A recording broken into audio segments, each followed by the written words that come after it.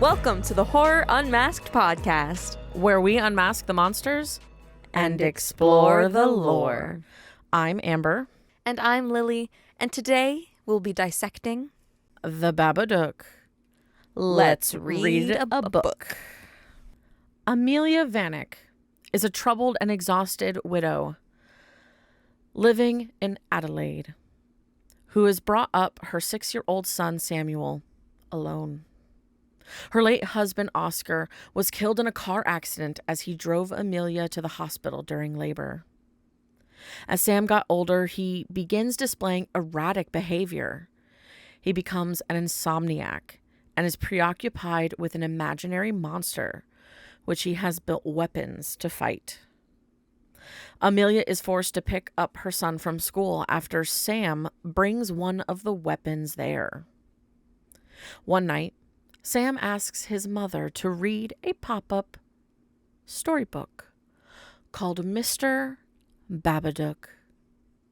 It describes the monster, the Babadook, a tall, pale-faced humanoid in a top hat with taloned fingers, which torments its victims after they become aware of its existence. Amelia is disturbed by the book and its mysterious appearance, while Sam becomes convinced that the Babadook is real. Sam's persistence about the Babadook leads Amelia to often have sleepless nights as she tries to comfort him. Soon after, strange events occur. Doors open and close mysteriously by themselves. Strange sounds are heard, and Amelia finds glass shards in her food. Ow. For real. She attributes the events to Sam's behavior, but he blames the Babadook. Amelia rips up the book and disposes of it. They go to Sam's cousin Ruby's birthday party, where she bullies Sam for not having a father. What a fucking bitch. Fuck her for that. I would have done the same thing. I would have done the same thing too. In response, he pushes her out of her treehouse, and she breaks her nose. Deserved. Sorry. You a bitch. Why are you...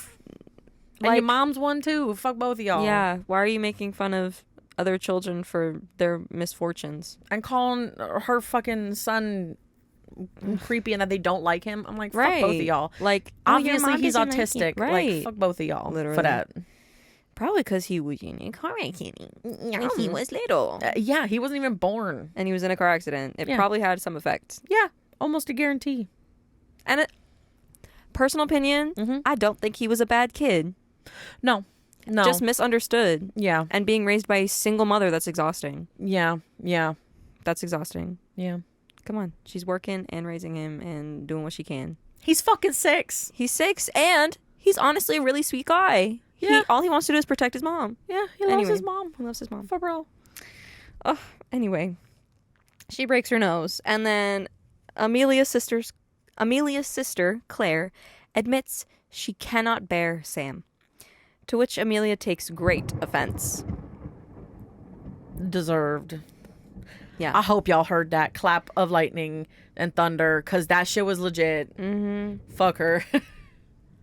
Yeah. Also, sorry if you hear that in the background. It is heavily storming. Heavily storming. Yep. Just adds to the ambiance. All right. On the drive home, Sam has another vision of the Babadook and suffers a seizure. So Amelia gets some sedatives from a pediatrician. The following morning, Amelia finds the Mr. Babadook book reassembled on the front doorstep. This time, new words taunt her by saying the Babadook will become stronger if she continues to deny its existence, containing pop-ups of her killing their dog, Bugsy, Sam, and then herself. Spoiler warning. Skip ahead. Terrified, Amelia burns the book and runs to the police station after a disturbing phone call. Girl, why are you burning evidence? For real. However, Amelia has no proof of the stalking. And when she then sees the Babadook's suit hung up behind the front desk, she leaves. That's creepy. For real. That night, Amelia tries to fall asleep. I will say, this is the only part in the whole movie where I'm like, For the Babadook? yeah. Got you. Okay. Because Amelia tries to fall asleep and watches the Babadook open her bedroom door, crawl up the ceiling, and attack her. His skittering. Was that it? It was a skittering, and then honestly just his face. I wasn't expecting a man. I was expecting like a creature. No, yeah, it's a humanoid thing. But it was like very, very much man face. Yeah. But you would most likely expect something similar to the book, like what was in the book. Yeah. But She then turns on all the lights in the house and falls asleep with Sam downstairs. After the attack, Amelia starts to become more isolated and shut in. Becoming impatient, shouting at Samuel for disobeying her constantly, and having frequent visions of the Babadook once again. Her mental state slowly decays as she exhibits erratic and violent behavior, including cutting the phone line with a knife and then waving the same knife aggressively at Sam without realizing it. oof. This devolves into disturbing hallucinations in which Amelia violently murders Sam. That's terrible. Shortly after these visions, Amelia sees an apparition of Oscar, who offers to return to her if she brings the boy to him. Realizing that he is a creation of the Babadook, Amelia flees and is stalked through the house by the Babadook until it finally possesses her. I did not like this part, and I always think that it is unnecessary. Under its influence, she breaks Bugsy's neck. Their dog. I never find animal violence to be really necessary, but I mean, the way it was shown on screen. but the reality of also the situation is like, I mean, I get that's it. real world. That's like, if that had happened, that's how that would happen. Yeah, for sure. I just don't understand why we needed to see. Like, the ain't whole no thing. entity just gonna be like, that animal, I'm not gonna But hurt like, it. we could have just done it off screen and just heard it. But like, It's a horror movie, chick. you watch her. Girly Pop is a horror movie. I'm good. Yeah. And then she attempts to kill Sam. Eventually, luring her into the basement, Sam knocks her out. Hell yeah. Get it, boy. His weapons work. His weapons work. Tied up, Amelia awakens with Sam, terrified, nearby. When she tries to strangle him, he lovingly caresses her face, causing her to regurgitate an inky black substance. It's always inky black substance. Always. Which seemingly expels the Babadook. When Sam reminds Amelia that you can't get rid of the Babadook, an unseen force drags him into Amelia's bedroom. After saving Sam, Amelia is forced by the Babadook to rewatch a vision of her husband's death. Furious, she confronts the Babadook, making the beast retreat into the basement, and locks the door behind it. After this ordeal, Amelia and Sam manage to recover. Amelia is attentive and caring towards Sam, encouraging him with building his weapons and being impressed at his magic tricks. They gather earthworms in a bowl, and Amelia takes them to the basement where the Babadook resides. Fitting place for him. Yeah. She places the bowl on the floor for the Babadook to eat. However, as the beast tries to attack her, Amelia calms it down, and it retreats to the corner, taking the earthworms with it. Amelia returns to the yard to celebrate Sam's birthday, which also happens to be the death of her husband. The end. Yep. Yeah, yeah. Yeah. Well, I mean, that's kind of implied in earlier when Right, we're like right. on the way to the hospital. But he if you dies. forgot. If you forgot. If you forgot. Yeah. It's the same day, which is also Yeah. why she resents him a little. Yeah. Yeah. And you definitely see it in the film. Yeah. So before we get into anything, very small, tiny little update. HHN regarded. Minor correction. There is no extra scare zone that I thought we were missing. Being inside the park and being able to see it, the scare zone that usually is in near the exit of Fast and Furious is going to be the experience of Club Horror. And that's going to act as like the And scare that's zone. that scare zone. Club Horror, what's the theme for that again? What it is basically it's like monsters, creatures, and then music. So it's like a party, and then it'll like change based on the music and stuff. But yeah. Because then the other one is obviously Mel's. It's going to be people, zombies. So. But yeah, so there's no other, I don't know why they posted them together. I understand it's an experience, but it's still taking the spot of a scare zone. So I really wish that they would have just announced it as a scare zone instead of just an experience. Right.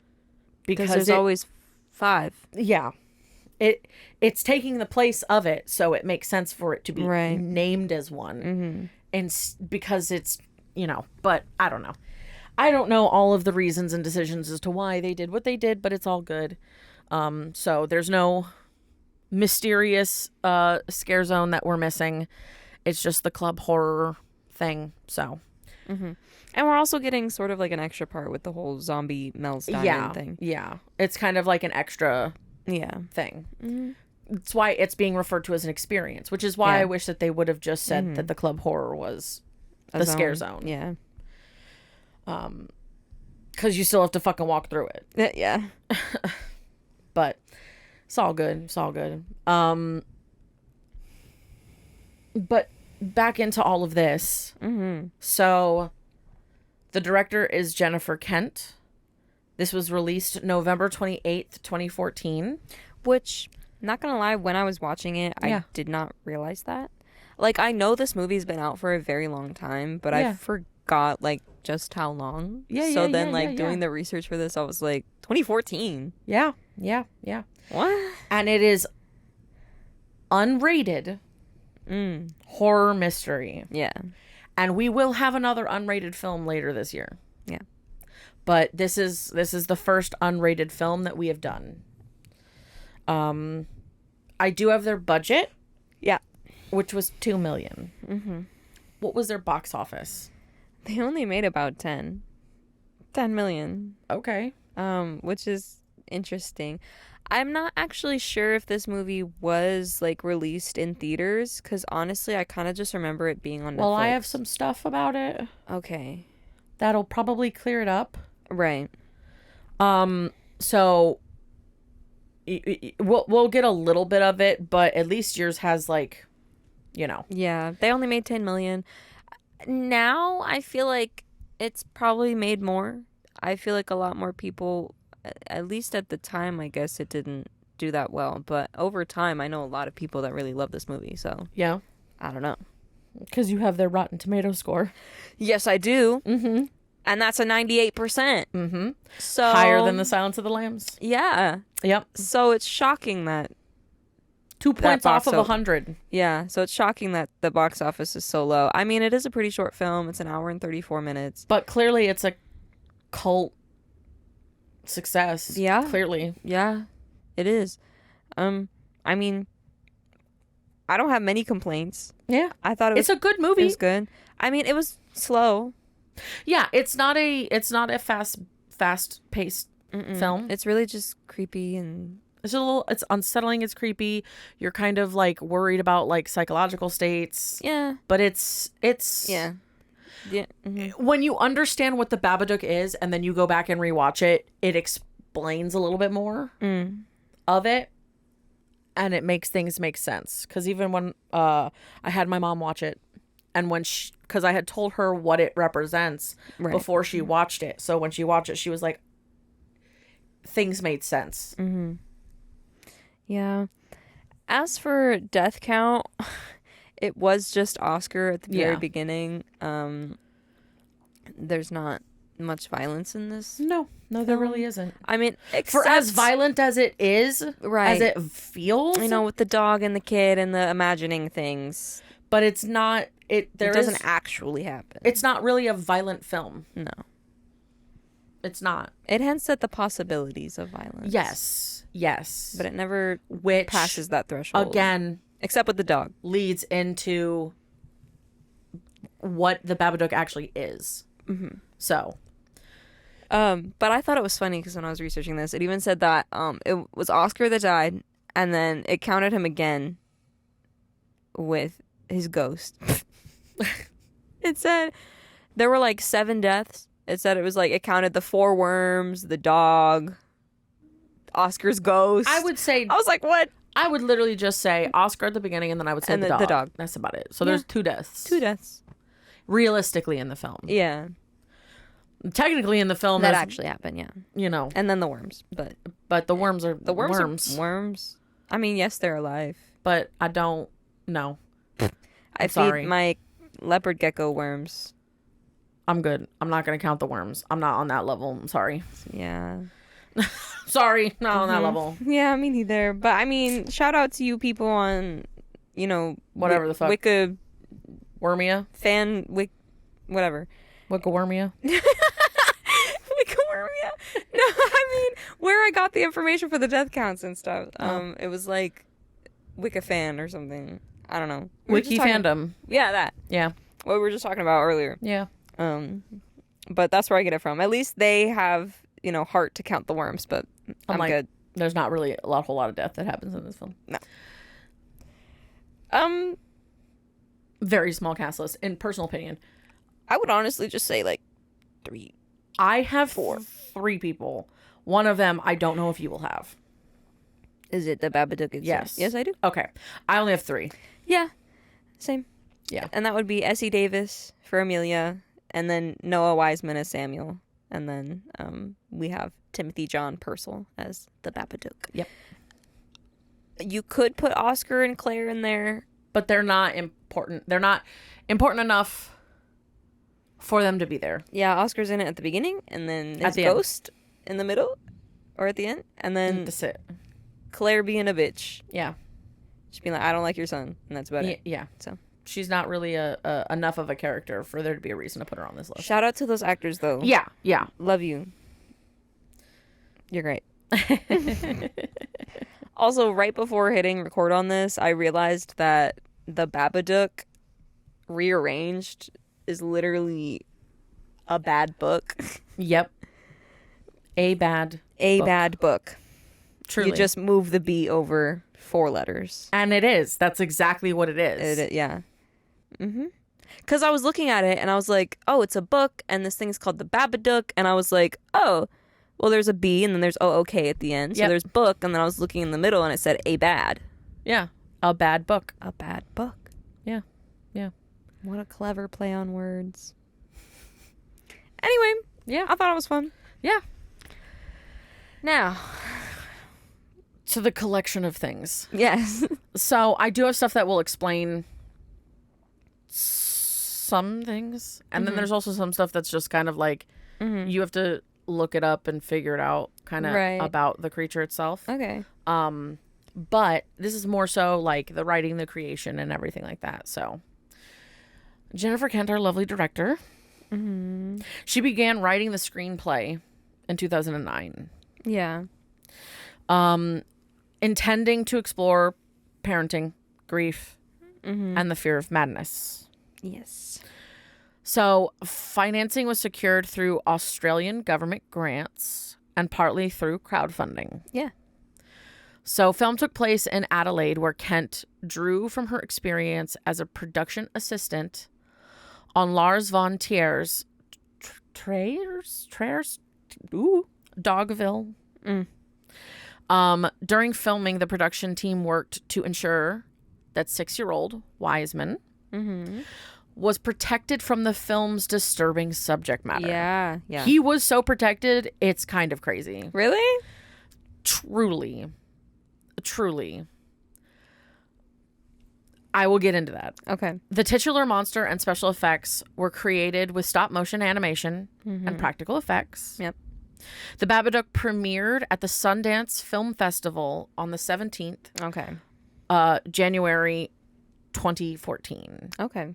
And was given a limited release in Australian cinema on May 22nd, 2014. Okay. Initially failing to become a commercial success in its native country.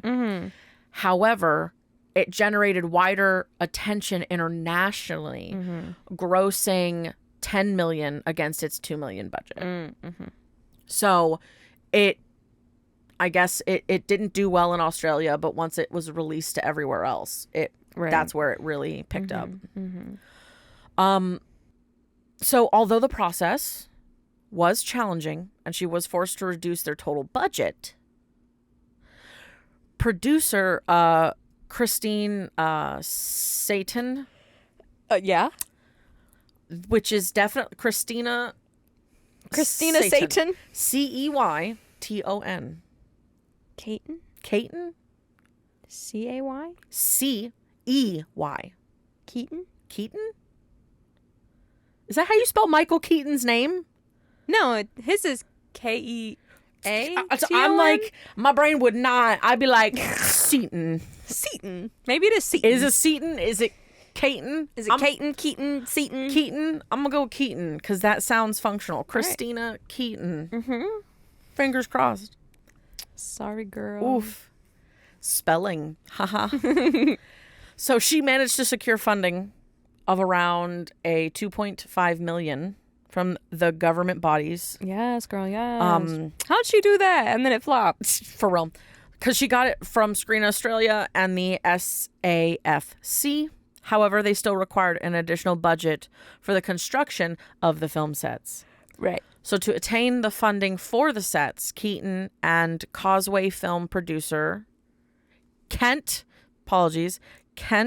and Causeway film producer Christina launched a Kickstarter crowdfunding campaign in June 2012 with a target of $30,000. Oh. Their funding goal was reached on September 27th, 2012, through pledges from 259 backers, raising $30,071. Yeah. Kent said that the crowdfunding closed a crucial gap in which to cover design and special effects expenses to build a special visual world.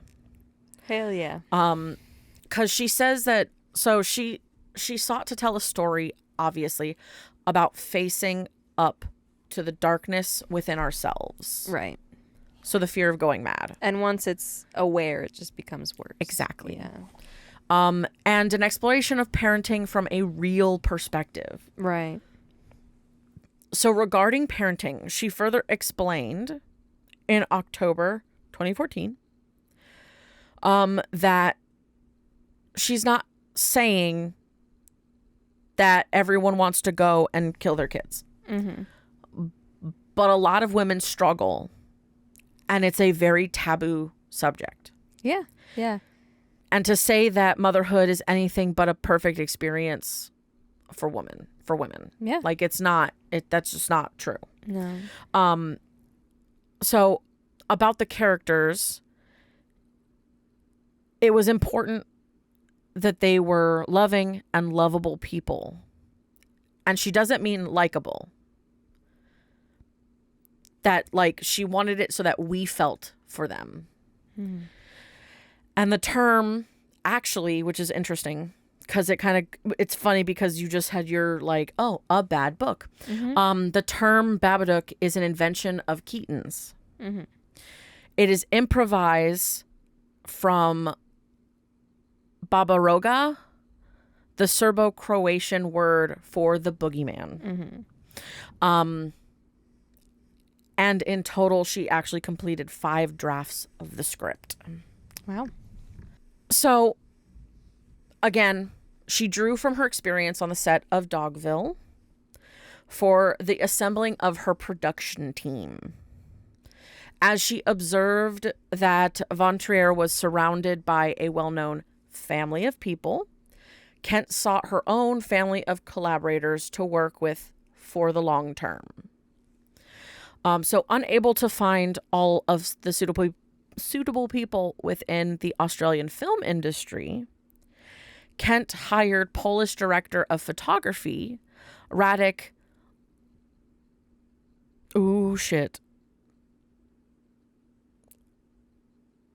Ladzuk? Sure. Ladczuk. Ladzuk. Yeah. Cool. I was like, ooh. You got it. I definitely did not practice that name. But you did it. For whom the Babadook was his first ever English language film. Okay. Yeah. And then they also hired an American illustrator, Alexander Juhas, in terms of that. So I also have she's got a pretty thick list of influences for this film. So she cites 1960s, 70s, and 80s horrors, the different movies, including Eyes Without a Face, 1960, Carnival of Souls, 1962, The Texas Chainsaw Massacre, 1974, Halloween, 1978, The Thing, 1982, The Shining, 1980, as well as Vampire, 1932, Nosferatu, 1922, and Let the Right One In, 2008, were all inspirations. Which is that's a big chunk list, and it's a variety. You went from, like, you got Nosferatu, The Thing, Shining, Halloween, Texas Chainsaw Massacre. Right. Like, there's such a wild variety of films. I'm confused, like, what there's inspired what. There's so many different aspects in here that's kind of wild because, like, some of these films are real gruesome, and there's not gruesome necessarily happening in this. So that's very interesting. And again, this film primarily shot in Adelaide, South Australia. Most of the interior shots were filmed on a soundstage in the city. As funding was from the South Australian stage government, it was a requirement that Kent had to meet. So Kent explained to Den of Geeks that she is not patriotic and didn't want the film to be particularly Australian. Fair enough. So she wanted to create a myth in a domestic setting. And even though it happened to be in some strange suburb in Australia somewhere, it could have been anywhere. Yeah. Yeah, you get that vibe. And that's the point. It's because... Although this house... yeah. What the hell? So why does it look like that? She gets into that a little bit. So don't worry. I got you. Because it's funny because part of it is creating a world that wasn't particularly Australian was what was good for her. Yeah. She was like, I don't want this to be like an Australian film. Right. You know what I mean? I want this to feel like it could be a suburb in anywhere. Yeah. Now, she originally wanted this film to be solely in black and white. Gotcha. That's why it looks like that. Exactly. And she wanted to create a heightened feel that is still believable. I don't know if black and white movies are in that sense, though. It depends.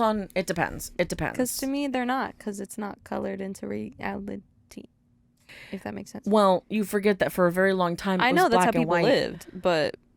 And that people dreamed in black and white. What? You didn't know that? No.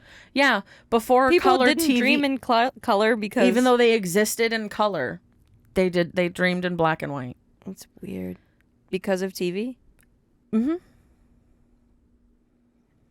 That sounds like such a stunt on our brains. And then color happened and people started dreaming color. That's weird. Yeah. Even though we live in the world that is colored. Yeah. So before television, we dreamed in color, though. And then black and white TVs came, and we stopped dreaming in color. And then we started again after I don't know, man. color It's came out. fucking wild. Okay, we need help. I don't fucking know, man. As a human... As a species, I don't know. We need some help. It's wild. I don't know, man. I don't know what to tell you. Right. That's okay. So, to continue, she was also influenced by pre-1950s B-grade horror films. Oh, yeah. Which you can kind of understand. Because they're very theatrical. Yeah. And I definitely got, like, old school horror Especially movie with vibe. The Babadook dude. Yeah. In addition to being visually beautiful and terrifying, Kent later actually lost interest in the black and white idea and worked closely with production designer Alex Holmes and Raddick to create a very cool, very claustrophobic interior environment with meticulously designed sets. So the film's final color scheme was achieved without the use of gels on the camera lenses or any alterations during the post-filming stage. So that's all just how it was painted, how it was done. Right. Kent cited, which makes sense, Kent cited David Lynch and Roman Polanski as key influences during the filming stages. Which, fucking David Lynch. Like, the whole last bit there with the fucking Babadook is straight up David Lynch. Like, I see that so hard. Explain for those who don't know. So it's the scene, it's the whole, like, her seeing her husband's death and his head getting lobbed. But then also, like, the creature standing there, like, coming out of the shadows and just standing there being like, ooh. Like, just standing there. Fucking, it's... I can't. I got it. Like, it has the vibe of David Lynch there. Also, just the visual display of the Babadook in general has that vibe. So, on to a little bit about casting. So, casting the child lead for the film involved casting director Nikki Barrett, viewing around 500 audition tapes of young boys before selecting smaller groups and individuals for in-person. How many? 500. Damn. 500 boys auditioned. Wow. 6-year-old Noah Wiseman was selected as a standout, with Kent saying he had a certain innocence about him that older boys did not have. Yeah. Also, probably because he is the son of a child psychologist. Oh, yeah. So he makes knew sense. how to do it. Yeah. Like he was able to do it right too, which is kind of funny.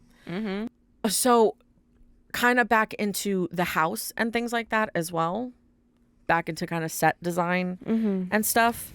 Because these are going to kind of back and forth. I've got something about like the house, and then I'll get back into something about how they like worked with Wiseman on set. So Kent claimed in an interview that to contribute to the universality of the film's appearance, a Victorian terrace-style house was specially built for the film. As there are very few houses designed in such a style in Adelaide. However, exterior shots were of an existing terraced house in North Adelaide. So they built the inside specially, and then the outside they used a different, like, pre-existing home to make those shots. A script reading was not done. Not done. Because Noah Wiseman was only 6 years old at the time. So Kent decided to focus on bonding, playing games, and lots of time spent with the actors so they could become more familiar with one another. Yeah. So, because pre-production occurred in Adelaide and basically... So he was born in like what, 2006 probably? Probably. I wonder what he's looking like now. Yeah. Pre-production occurred in Adelaide and lasted 3 weeks. And during that time, Kent conveyed a kiddie version of the narrative to Wiseman, in which young Samuel is the hero. So she she gave him a specialized version of it where Samuel is the hero. Mm-hmm. So Kent took Wiseman to the Adelaide Zoo to explain the story, and said Wiseman was aware it was a scary film and that he knew how important his role was.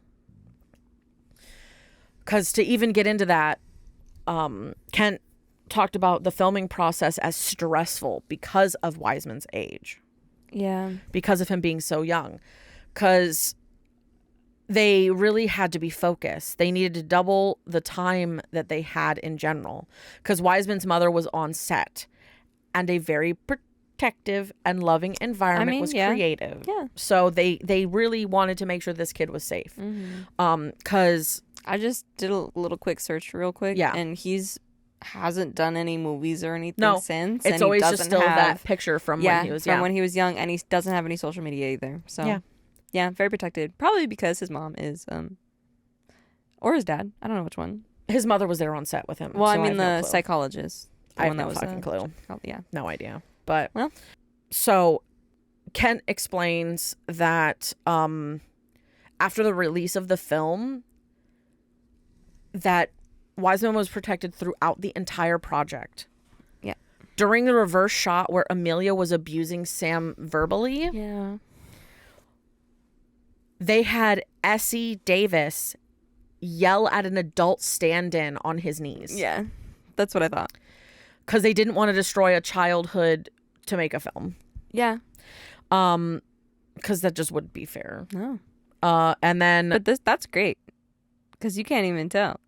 Exactly. Movie magic, y'all. Because Kent's friendship with Davis was a boon during filming. And Kent praised her former classmate in the media. Yeah. To her credit, Davis was respective and liked to be directed and is actually a real joy to work with. Yeah. So they really protected that kid from any psychological should stuff. And that should be standard that on any set, if there is content like that, if they're not even just in the film, just like in the workspace, because you are having a kid do a job. Yeah.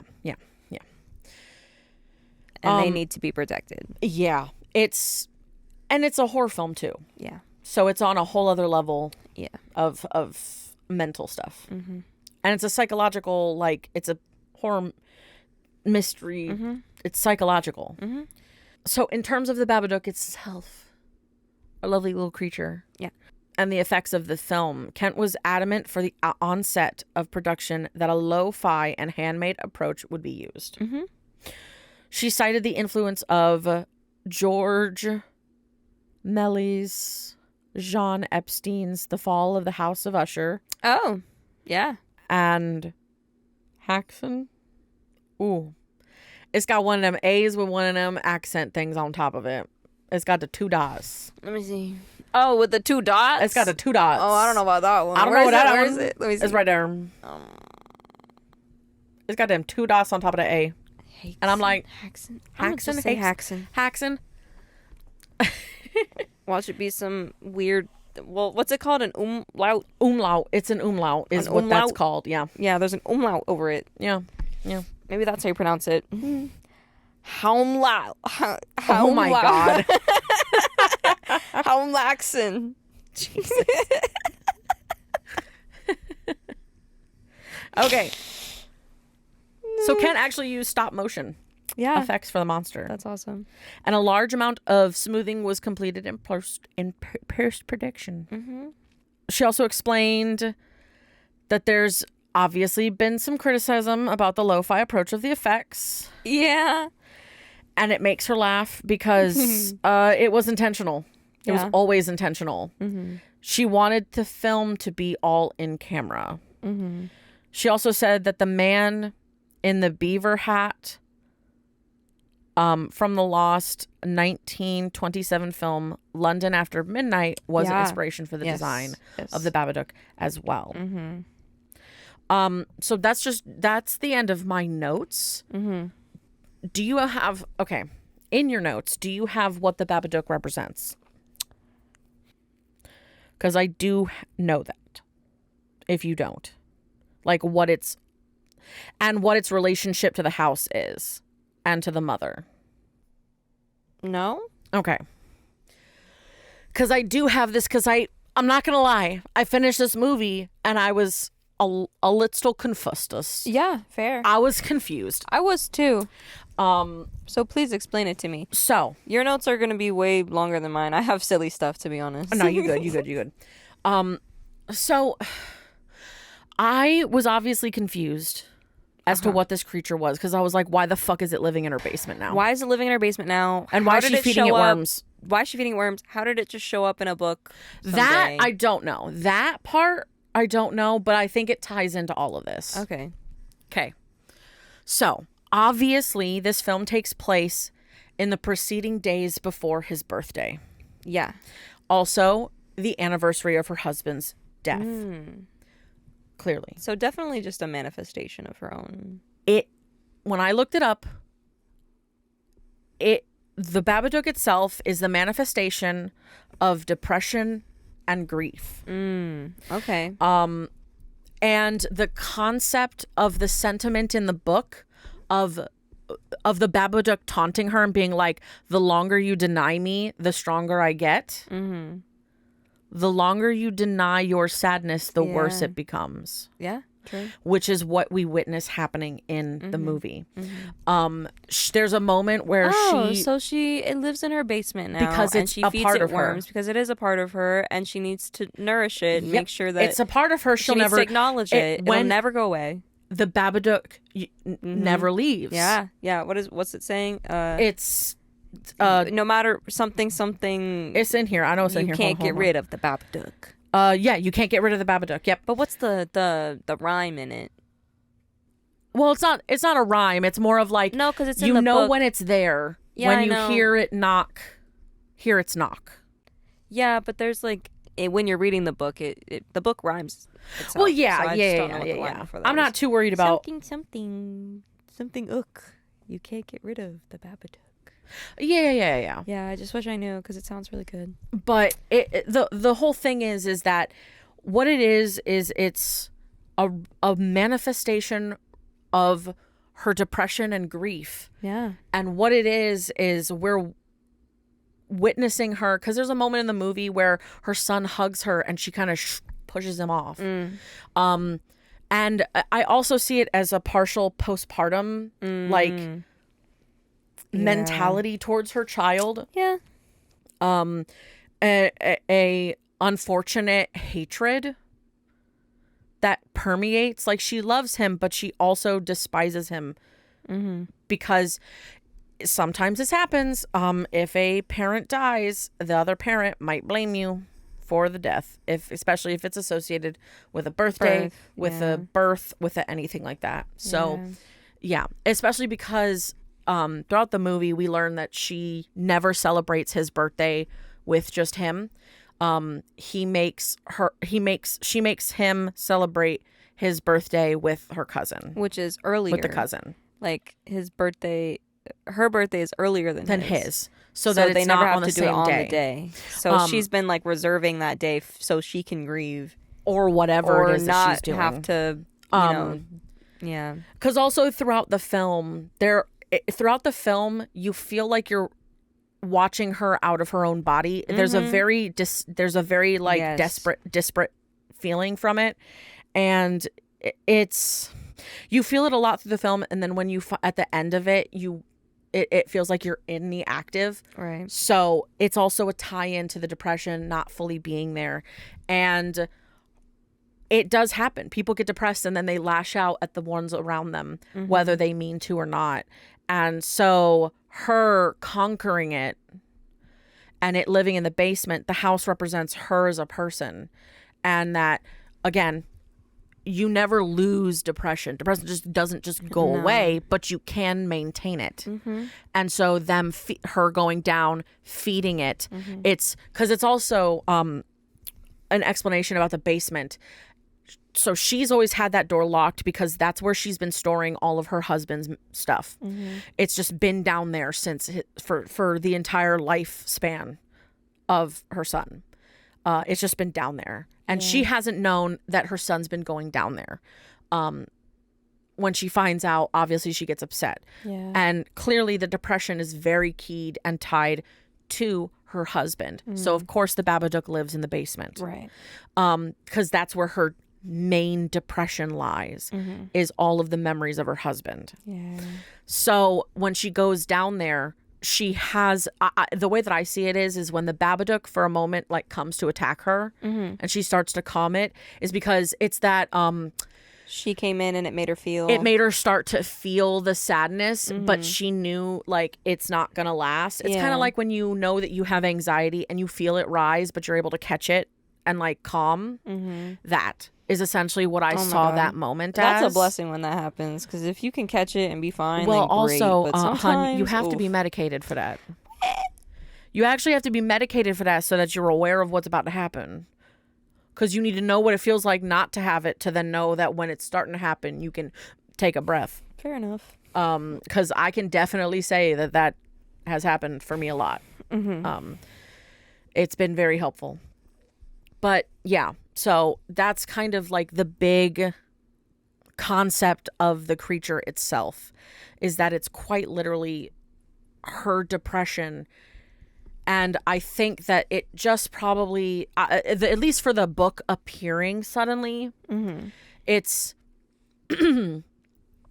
it's like the representation of at least the version that she gets after she rips it up and it shows back up and it's her instead of like a child in it. Yeah. When it's her, I see that as a representation of intrusive thoughts. Yeah.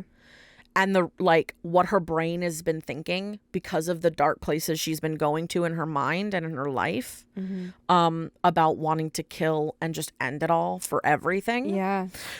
So that's kind of how I see it, and that its appearance is her tolerance level of her son dripping slowly down. Yeah. And this being an unintentional truth getting out, and him unawarely pulling something out of her that would become a larger issue. Right. And her destroying it and trying to get rid of it is just the denial increasing. Yeah. So that's kind of how I see it, because there's obviously no real explanation as to like how it appears, but that's kind of how I see it, as like it's the manifested reality. And I remembered the word, I keep forgetting this word, but I remembered the word that represents the type of creature that the Babadook and some of the other creatures in existence, including creatures like Slenderman. It's called a tulpa. Oh. A tulpa is a manifestation of like an emotional state or a mental state that people get in about something. So like Santa, he's a tulpa. All of those creatures, all like the Easter Bunny, like all of those, like things like that. Yeah. Those are all tulpas because we've created them into existence. And they're a manifestation of a thought, a feeling, a whatever. Yeah, I never thought and about it. It's also why Slenderman. It's literally those girls that did what they did. That's that. Because they believed he was real. Right. So that's kind of what a tulpa is. That's insane. So the Babadook itself is also a tulpa, which is fascinating. And I'm just glad I fucking remembered the word for it. Yeah, good. That added a great little extra Hell yeah. tidbit of information. Yeah. I like it. But go for it. I don't have much, girl. I don't got much at all. To be honest, what I have is silly haha. You know what? I'm cool with silly haha. Because honestly, you covered all of it. Like, I got you. Yeah, I got you. Thank you. You can have some fun with it. Yeah. Because you already talked about, like the Babadook being the, the Serbo-Creation word for Babaroga, and meaning boogeyman and stuff like that. Yeah. I do want to add that the only other thing that I have on that is just that Kent created it and wanted it to sound like something that a child could invented. Say. Yeah, that they would come up with. Oh, cool. Yeah. Yeah, it sounds like a word that a child could easily come up with and say. But honestly, I don't have any lore or history or anything like that, to be honest. It is hard when it's a creature that like is self-created. It does pull from a short that Kent made, I think, in 2005, called Monster. And then she just kind of like added on to it. It took 9 years, but she got there. What I have is that okay. It's some silly shit. So, you know, the Babadook is a fictional creation. But it's had an impact on pop culture. Oh, it memed out hard. It memed out so hard. That phone call memed out hard. But I don't even mean the memes. Okay, so basically the Babadook was adopted by many communities and has become an iconic, you know, character in horror. But in particular, in the LGBTQ plus community. Yeah. Which is a wild one for that. Yes, I agree. As you know, a member of the community myself. Yeah, facts. I mean, like, I would get, like, Ghostface. I could see that. Yeah. But the Babadook? The Babadook. I don't know the reasonings. Basically, the LGBT community embraced the Babadook as a symbol of queerness and outsiderhood. Okay. So, this began in 2016. It was a Tumblr post. Oh God. Of yeah, course. A Tumblr post. It just suggested that the character was gay, and that was further amplified by Netflix putting it in the LGBTQ plus category. What the actual fuck, Netflix? What you were thinking? I don't know. I have no idea, but it started as a Tumblr post, and then everybody latched onto it and was like, you know what? Yeah. And then just like everything was associated, like rainbows and Babadook. It was cool. Great. Cool. Yeah. Cool. Basically, they were like, yeah. They were like, the Babadook's flamboyant appearance and outsider status resonated with queer audiences, leading to its adoption as a queer icon. So now it's a queer fucking icon. Okay. I guess. That's news to me. And then Jennifer Kent, she was like, fuck yeah. Yeah. She showed amusement and support for this development. Yeah. She even noted that the character's enduring relevance was a testament to its cultural impact. Yeah. And then so many things, but the LGBT community adopted the figure, and then there was a whole bunch of people that took it and ran with it, but specifically I thought this was great. It was a New Jersey drag performer, and Queen PC Miles released a music video in June of 2017. Yeah. And it was called Babadook. Oh my fucking shit. Where she remixed the tone of the Babadook into a tune. And then gotcha. She, you know, wore like a costume that kind of looked like that with like a top hat. That's crazy. Yeah, I thought it was kind of wild. That's wild that the LGBT was like, the Babadook, let's go. Yeah, yes. I don't really know about that. I was today's year old. Today. You were? To find that information out. Yeah, exactly. I'm like, I thought it was wild. So go watch some music video. I'm probably going to after this. I didn't. I don't know why. Yeah. I guess I was done with my notes and was like, okay, and then forgot. You know? But yeah, it just kind of became a thing, and now it's a gay icon. Okay. I mean, that's all I really gotta say about that one. Yeah. Well, shit. Yeah. Let me, you got a 1-star for me? I do. I thought this one was great. Oof. Okay. Senior Citizen says. Is that their screen name? Yes. And it's important. Senior Citizen says, this is not a real movie, bro. Why was that 3-foot kid slapping the shit out of his mom? Okay. This movie sucks. Straight ass cheeks. If you're looking for a fire horror movie, Ignore 98% on Rotten Tomatoes. They're stupid. I'm better. But if you want to piss your pants with friends, true story, I did have to grab my friend a change of underwear. Then this is great.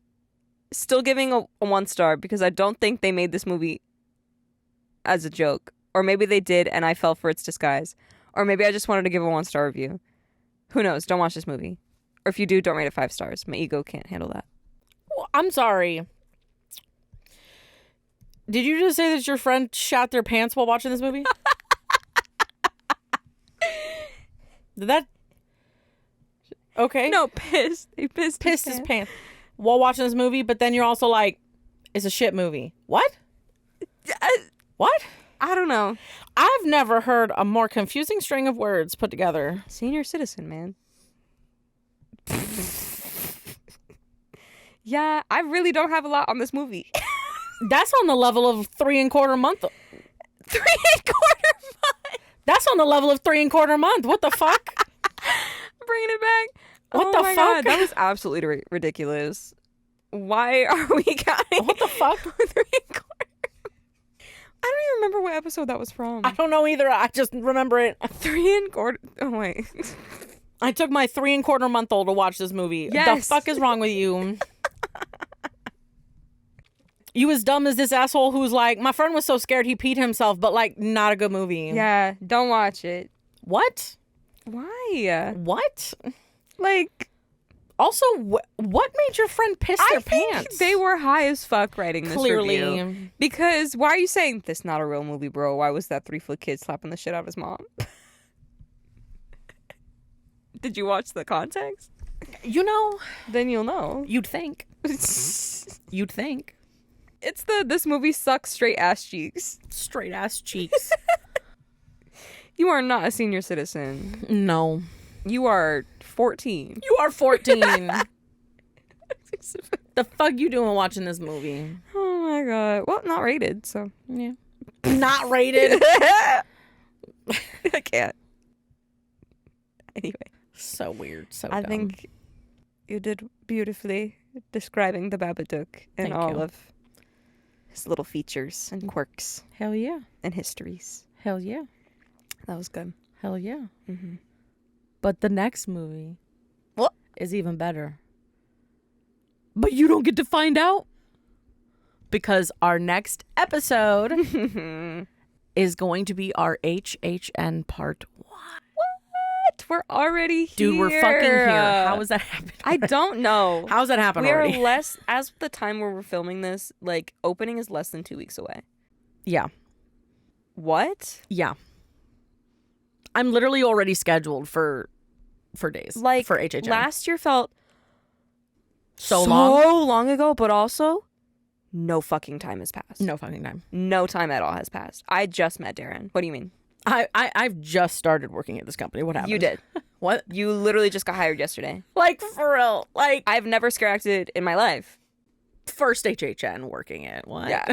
That's kind of what it feels The like. fuck? It feels like it's starting all over, like, brand new again. You know, But it's also such a different vibe, at least from Yeah. like an attendant point. Like, it's fun because last HHN, I was coming Like, from outside the nothing. company Yeah. into the company. But this time. So I had to kind of like find people to talk to. But Right. this And you were time, learning everything, like, for the first time. Now that I've been like at a venue for a period of time and became friends with those people, and some of those people come with you to HHN, and because you're from the same venue, you go with those same people to that house. Yeah. I'm with people and we joke and talk shit and it's so much fun. It's a whole other vibe. But also, like, even the newcomers that have come in so far, it was an instant click, like, of all of Heck us yeah. liking each other. I love that. Yay. And like having fun and being relaxed with each other. And it Good. was it's a whole vibe. Yeah. Look, It's so we strange. fucking, our OJTs were fun. Mm-hmm. And like, we enjoyed our time together and getting to experience and see some of the stuff. So For like, sure. to know that we're able to then now start the event and it like go and begin is Right. crazy. I so know. It's insane. And honestly, I just had my orientation for scare acting again. Mm-hmm. Yeah. Last year it was kind of boring, not gonna lie, but that's just because it was kind of a repeat of when I got hired the first time. Yeah. But this time it was really fun and enjoyable. Yeah. And like all of us got along really great, and I was nervous going in because it's new people, but it's also by a the totally end, I was different concept perfectly for fine. you too. Yeah. Because of the type of position that you're in. I don't know what I'm allowed to talk about online and what I'm not really. I think you're okay to say that As you're long like a as there's scare no actor. It's not specifics. Disney. You're No, not it's like not Disney. It's not like haha, my friend Aurora. Right. You know? Right. It's none of that shit. Yeah, you're right. Like, I don't even have a character. No, you're just I'm just But you I'm get filling in for the people that do. But you also like so obviously I'm a house attendant. And you will get to find out what house I am attending whenever we have our next episode. Yes, ma'am. But for Lily's, hers is a little bit more interesting because as a scare actor, you can be assigned to a house or a scare zone, and that's kind of the only places that you can be in. Yeah. But for her, it's even more different because she is a scare spare. Yeah. But the bigger thing is she's not a specific kind of spare. Yeah. She can literally go anywhere. At least that's what I think as of right now. I mean, I won't officially know until my first rehearsal on Tuesday, but right now that's like, and I think that's kind of awesome because you get to experience the different, I know. like a whole bunch of different things. I'm so excited. Although you I'm could kind of literally be nervous. in a different house in a different scare zone every single day. Yes, and I really want that to happen. I'm a little nervous because I did talk to some people and they were saying like, oh, well, if there's the specific kind I am, they might already be thinking of me for a specific role. Which is perfectly fine. So that's okay, you know. But because your visual look, I can see many of the houses. Yeah, I'm a basic being bitch. Able to, that's okay. You can say it. Like, well, not even just basic bitch. It's just more so the idea of like, this is not a dig. It's okay. There's not a specific physical feature that makes it like me. I'm plus size. So there's more specific roles that I would probably get moved into. Or if you were someone who was really tall, or if you were someone who was really short. But I'm like, average on all standards. You have a it's also not even just that. You have a face that would make it easier to that makeup and doing the stuff like that would be easier to do many different things. That's true. Because your facial features allow, like, you have a very proportioned face. Thanks. So you have a higher ability to have, like, you could go from fucking being a zombie to being a vampire to being a character in Fallout. Anything. You could be in Galkin. You could be you could be in El Artista. You could be in you could. Because some of the creatures that are in it. I mean, Grave of Flesh, you could literally be anywhere. And it would be functional. Yeah. And even if it was a stature thing, that's why I'm like, you could also have a mask on. That's what I'm saying. I'm like, anything. I could genuinely, I could be in every single house. Every house, every scare zone. You could be literally something in all of them, which is wild. So, and that's kind of the point. Yeah. So I'm just there to you fill do have in. that option. Yeah. It's a little different for us because, like, when we're assigned a house, that's our house, and we learn it. The inside of the house and outside the house. But it's also like, if we rescue out, we don't go inside the house because it's considered a safety position to be a spotter or anything like that that's inside. Yeah. So we would stay outside the house. So it's interesting because it is different because you get to kind of see an aspect of it that's a little bit different. Yeah. But we're super fucking excited, man. This year is a great fucking collection. I'm so ready to talk about certain houses. The things that are inside and some of the decisions that can get made are crazy. Oh yeah. There's some I can definitely say that, again, compared to last year to this year, they were like, let's amp this shit up. Okay. Let's amp this shit up. I have not seen anything yet. My rehearsal isn't for another couple days, so I haven't actually been on any of the sets yet. But from your what I hear, mind it's is great. gonna Oh, I know. hard. I know. When you see my house, you're gonna do the same thing that I did, and you're gonna be like, I want to live here. Mm-hmm. I want to live here. Yeah, probably. Right here. Probably. For real. Because hearing about it, I was just like, this sounds like it's going to be beautiful. Yeah. And they're And all terrifying. so well made. Like, Yeah. honestly, it's mind-blowing. I feel like with each thing, like especially with the IPs, they probably had people who really genuinely loved that IP working on it. And I'm going to tell you this right now, for Five Nights at Freddy's, yes. Yeah. On a level that is mind-blowing. I love. So, be fucking ready, guys, because we are going to have some shit to talk about. Yes. For real. For real. But, enough of that. Let us go. Don't forget that you can send us an email at horrorunmasked@gmail.com, and you can listen to us on all of the places where pods are cast. And I think with that, There's only one thing left to ask. Will you fear? or will you fear not?